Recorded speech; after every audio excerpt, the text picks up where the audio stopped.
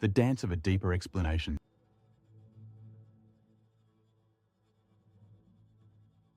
Zen and Metta.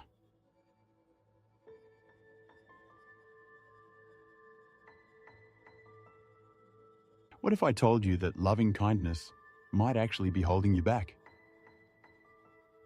That your carefully cultivated compassion could be the very thing reinforcing the illusion Zen is trying to dissolve? Yeah. Strap in. Here's the thing. Zen and Metta might look like spiritual soulmates.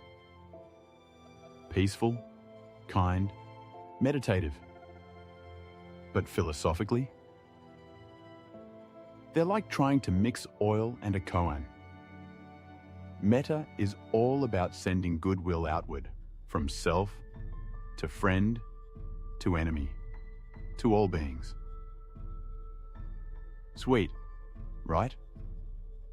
Sure. But built into that is a subtle assumption that there is a separate self, a separate other, and that bridging the gap between them requires effort.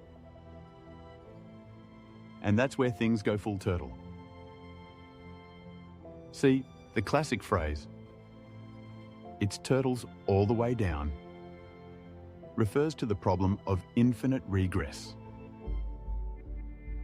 where every foundation you stand on demands another foundation underneath. When you plug Metta into Zen as the base layer, you don't get non-duality. You get dualism. And that dualism goes all the way down. You end up needing love to validate awareness, awareness to justify love, and then some new framework to explain why the first two are codependent. It's like playing conceptual whack-a-mole with enlightenment. Zen, especially in the Chan and Rinzai traditions, doesn't play this game. It doesn't start with ethics. It doesn't even start with meditation. It starts with a brick to the head of conceptual thinking. No fixed self.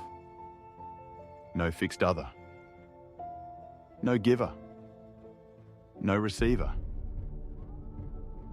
Just this. Direct, unfiltered reality. From there, compassion doesn't need to be cultivated.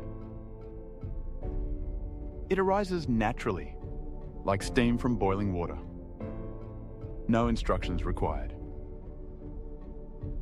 Now don't get me wrong. Metta's not the villain here. It's an incredible practice, especially in Theravada contexts where it fits the framework. But when it gets imported into Zen as the bedrock, the whole thing starts to wobble. Why? Because now you're saying Zen needs something extra to be whole.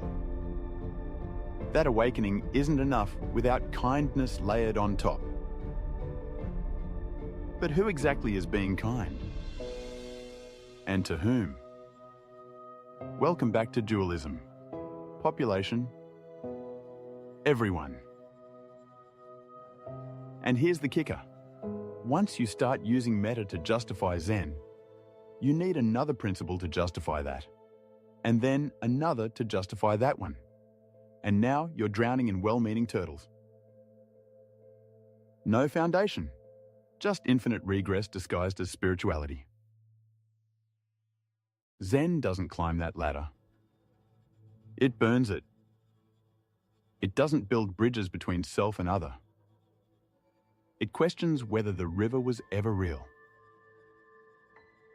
So if you're looking for a feel-good foundation, Metta's great. If you're looking for liberation from conceptual illusions, Zen whispers, let go. Because the moment you try to love from a place of separation, you've already missed it.